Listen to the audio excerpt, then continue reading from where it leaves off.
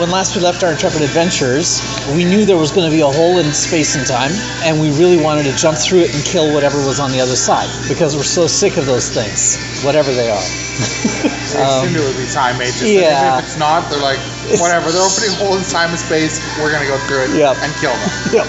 And it turned out It wasn't time mages. it was the brother. Yeah, we kind of suspected. There were some hints. And it then was he had this great- Aurora's brother. Yeah, Tim wasn't here last time, Right. so he doesn't... Yeah. But, Everyone else was? The three. Oh, three of us okay, three. wow. Okay. But Melissa and Tim. Oh, don't okay. know All right. anything. True, I know nothing.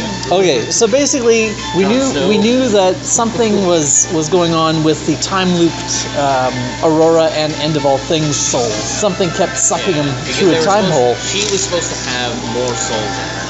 Yeah. every time she went through her time loop, she should have had another set of her own soul and the End of All Things soul. Yeah. And that was how they had contained the End of All Things in a time When loop. when Yeah. did you start the time loop? And we were like, problem solved. How long ago in meta time did you start the time loop? It was a couple of months. Yeah. Yeah. Quite. And how many dark stars and light stars were there? Oh, probably lots. There were 6 each, but But he had more. so the Okay, well, we're sort of jumping ahead a little bit Yes. there. Let's go Well, through they it jumped through the chronologically. Yeah, we jumped through this portal. We were hoping it would be time mages, but it turns out it was Aurora's brother, and he has been nabbing copies of Aurora's soul and also copies of the End of All Things every time she's been looping, basically running off time duplicates. So now it's confirmed we can do that. You can run off time duplicates. It's great. What? What? Time duplicates. So you can make multiple copies of someone, pulling them out of time. Yeah. So definitely gonna have to work on some way to run off more copies of Cricket so we can sell them. Awesome. Anyway. And pay to house so many orphans. Yes. Time duplication involves multiplication of error. I don't know. Eventually, there's a giant civil war of crickets versus crickets. Be a very polite civil war. Unless we're told not to. Cricket has been impolite before. She kills people. That's pretty impolite. But anyway, so we jumped through the portal. We were sort of looking at how we could use those sort of portable man-sized siege engines that we got from the Warforged last session, but we couldn't think of a way to get them through the time portal. It was probably for the best, because I bet those dark stars would have eaten them. So those are our siege engines. So anyway, we jumped through. There we go. And we wind up. It's like one of my Japanese animes. Anyway, yeah. So we find out that we are at the place in time where Hank became a Kalashtar, and where Aurora first noticed that her brother wasn't in the sky. you are knee deep in salt water. Yeah, and so that fight is actually happening just like on the other side of a boathouse. So it's a little bit concerning that, And before us stands Angelic. Aurora's brother, who's all like Sephiroth-y and stuff. He's got these. Everyone described him as because he had wings. Yeah, he's got these wings. One of them is composed of darkness, and the other is composed of light. And it's all very. Yeah, it's very anime-esque, Final Fantasy type thing. And he does the gloaty thing in cinematic time, so we can't attack him. That's right. So yeah, it is totally a Final Fantasy thing. Yeah. I haven't even played the game, and he said, "Haha, you fools! You fed me a whole lot of souls." I knew you were gonna come, but I needed to get at least 10 souls, but you have let me have dozens. Yeah. You're doomed, and then he disappeared. Right. Yeah. And time looked really bad where he disappeared. Yeah, it was like 2 months gave him dozens of souls. Or something like that. Yeah. That's interesting. Yeah. Yeah. So you can calculate how fast the looping happens. That would be interesting. There was some there was some confusion about which lifetime, because Aurora had a lifetime in between when she got killed fighting the End of All Things and when she woke up on a tree and became our party member. So there is something a little bit odd there, I think. I'm not sure. I mean, it's all meta time, right? Yeah. And meta time's weird, so hard to say. But yeah, we could do some calculations later. But anyway, For now, though, it's all punchy fighty stuff. Name? Aurora's brother? Yeah. Aurora's brother. I don't think she said his name. Yeah. doesn't matter. We can Just assign him a We'll name. Well, just. Sephiroth unfurls his wings. Yeah. That's Yeah. too epic. Call him Bill.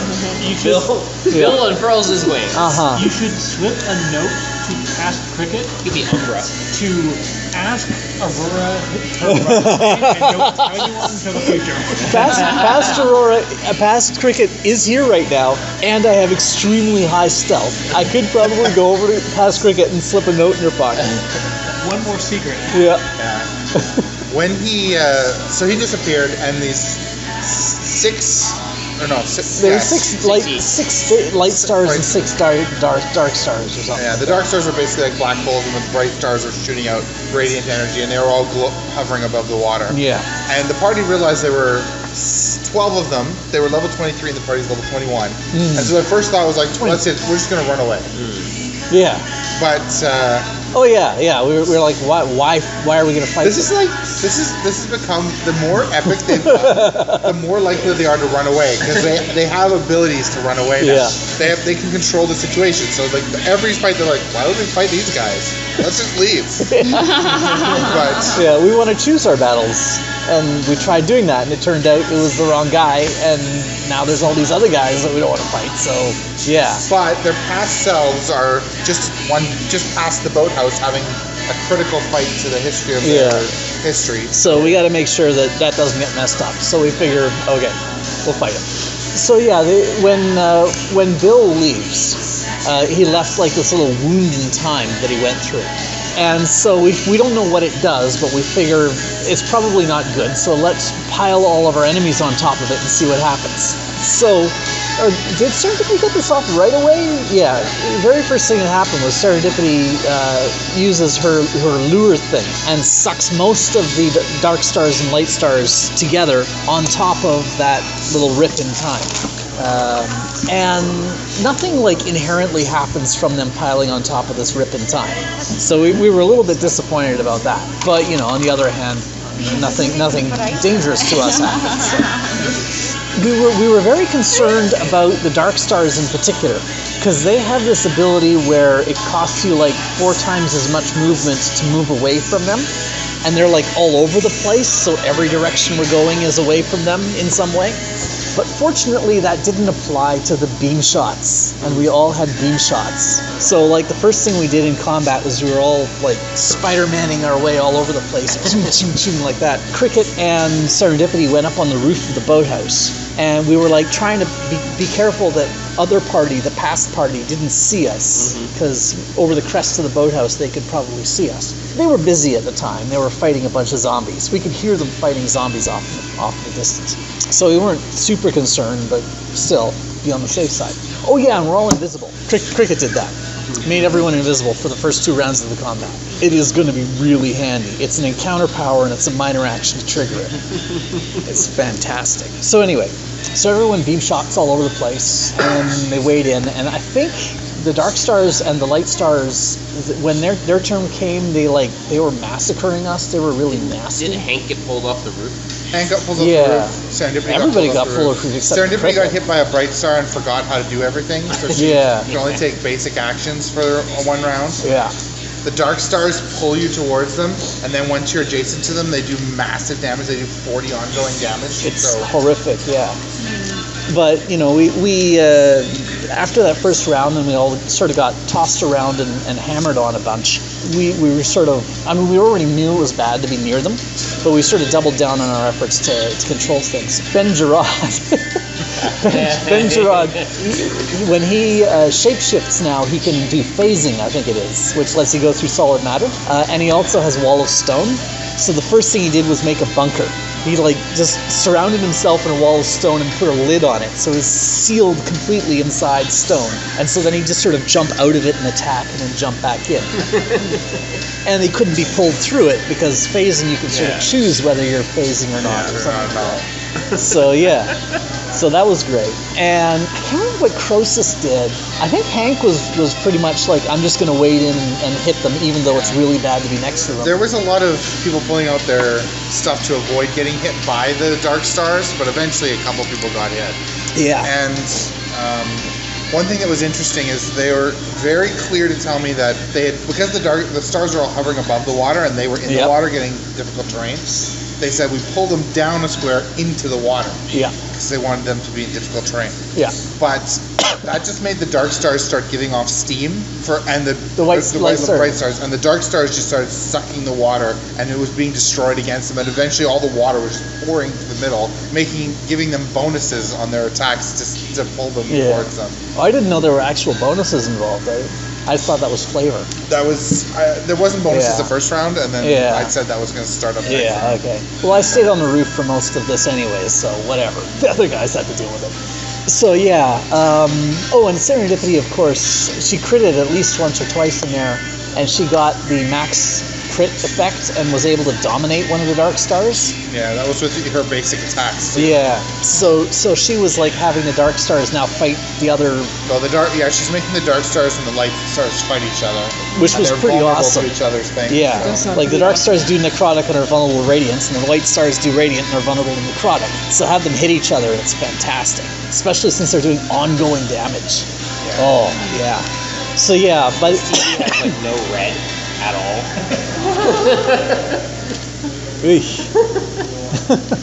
Could you imagine living in a world with no red? That was tuned to television. That was tuned to Instagram. That's that's legit. Because I can't. So I have red, green colorblindness. I can't tell the difference. They look all identical to me. Yeah. Really? Yeah, neat. Wow. The left TV has no red. The left TV has no red. Yeah. Yeah. The middle TV looks about right. I think the right one's also okay. The right one also has some kind of problem. Oh?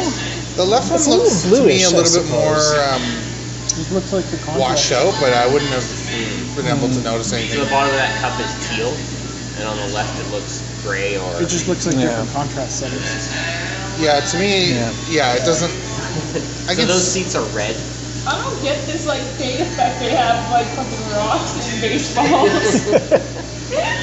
To me, liner, it looks like ass. That guy's shirt is red. That woman's shirt is red. It looks red to me still on the left Because you're used to it. That's what red looks like. So I can tell, looking at it side by side, I can see that on that one, the shirt looks more brown instead of red. But if I wasn't comparing them side by side, I would just say that's red. On the left, it looks red to me. So. Yeah, no, I imagine the luminance would be off if nothing else. Anyway. This looks duller. This looks way brighter, but that's the only difference I can see. The entire thing looks green to me too. Yeah. Well, all I can think about now is I used to work with a dude like Disney. He was an animator, like Disney animator, and he was colorblind, and it was his biggest secret. Like I knew in Movie Arts Studio. One of our level artists is colorblind. Really? Yeah. Damn. So yeah, we started just sort of doing our thing, which is like all kinds of weird random stuff, and by the end of the combat, some of those light stars and dark stars had like 4 different status effects on them. It was ridiculous. So yeah, we'd sucked most of them together into a blob in the center, right where the rip in time was. I'm trying to remember any other cool things that people did before we get to Croesus doing his thing that ruined everything. Well, not ruined everything, but maybe ruined. We'll see. We'll see. That's interesting because what you're about to describe, I forgot to talk about. Oh, well. Interesting, because that seemed like the big cliffhanger part of the combat. All right. I just didn't think of it. Yeah. Okay. So we had them hitting each other. They were putting ongoing damage on each other real bad. Some of them died. Some of them are doomed. There is no way they're going to survive another round because of all the ongoing damage they got on them. Serendipity got. Did she recover her memory by the end of the game? Yeah, it was just one round. She did. Yeah, it was just one round. So. Yeah. Cricket managed to stay away from them actually for most of for pretty much everything, and she threw a whole lot of extra actions on everyone. That's because Cricket was invisible and she had made her stealth check so no one knew where she was. Yeah. Because one of the things is the dark stars are pulling people from all directions and it doesn't matter if they can see them or not. Yeah. And so they pulled them, but Cricket made her save. So I stayed on the roof. She stayed on the roof.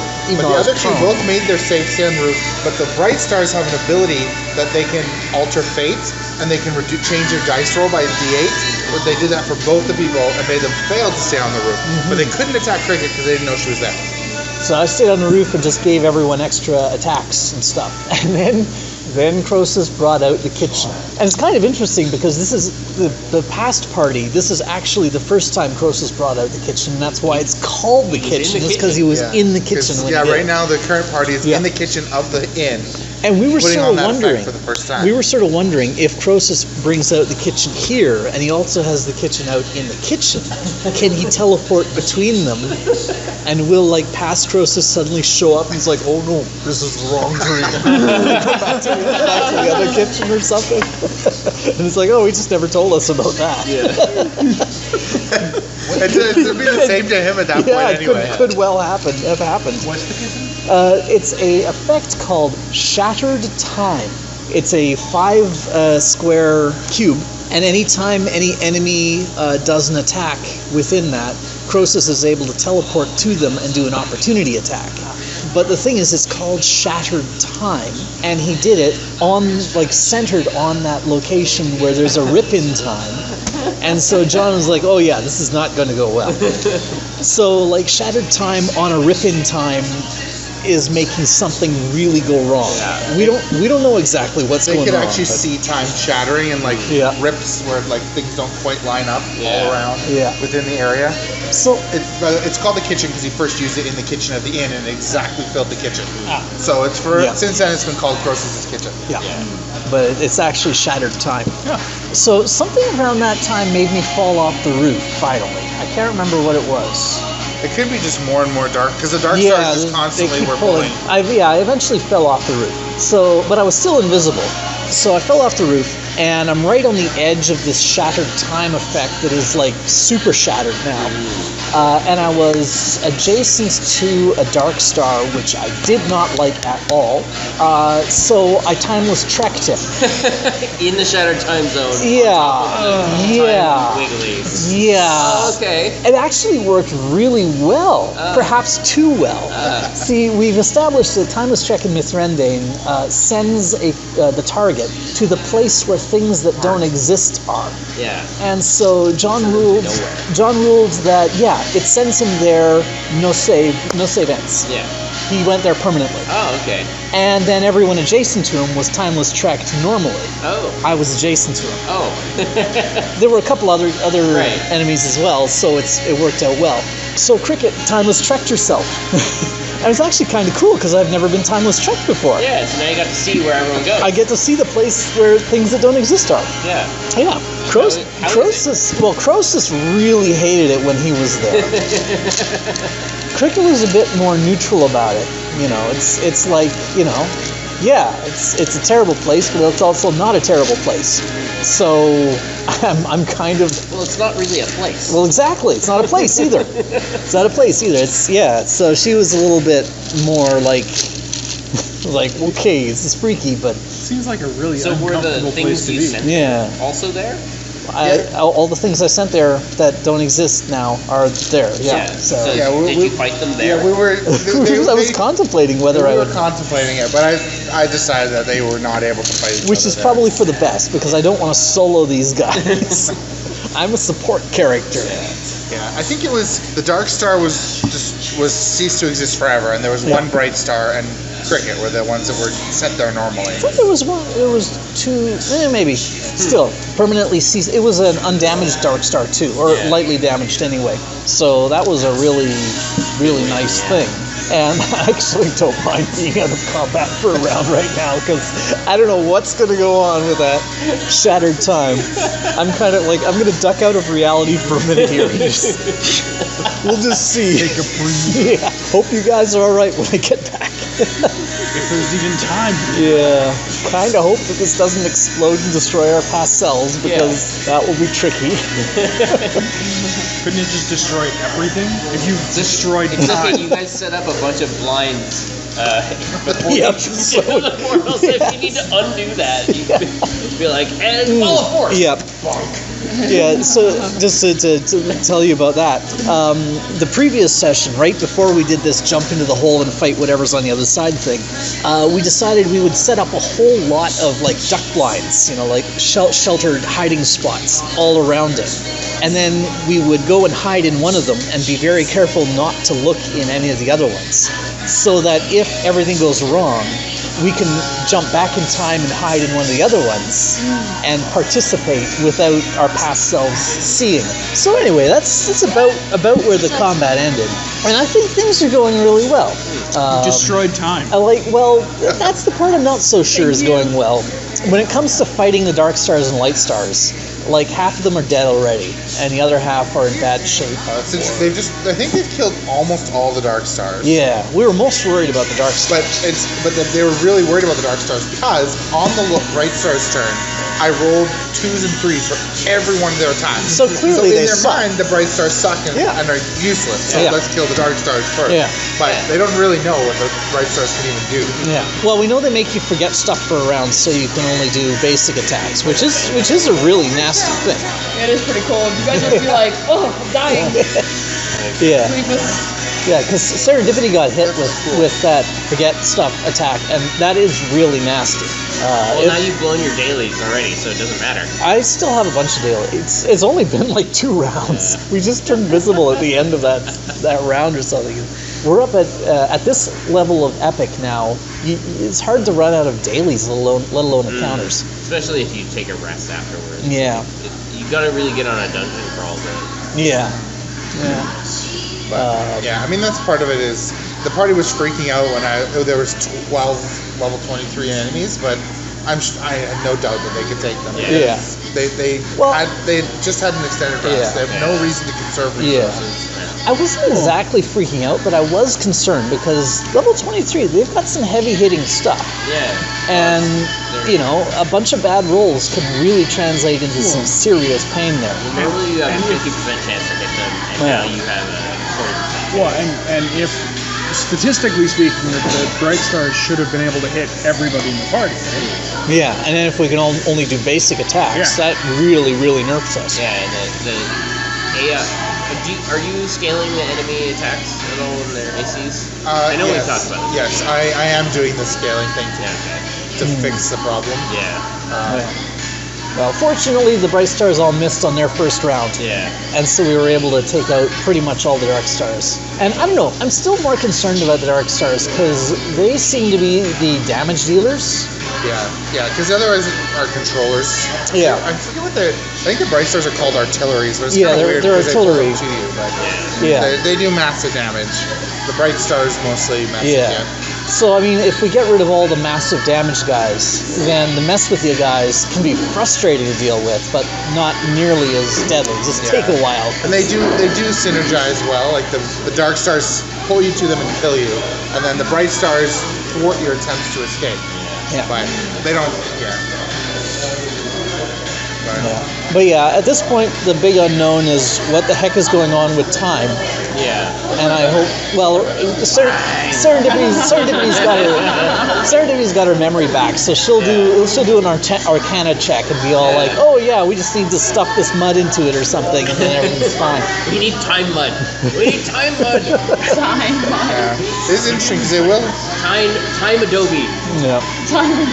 Well, it's not Cricket's problem, so I'm safe in Mithrendain. It's not your problem yet. I'm safe in the place that doesn't exist. Until you try to timeless trek back to a place where time doesn't exist. That you got from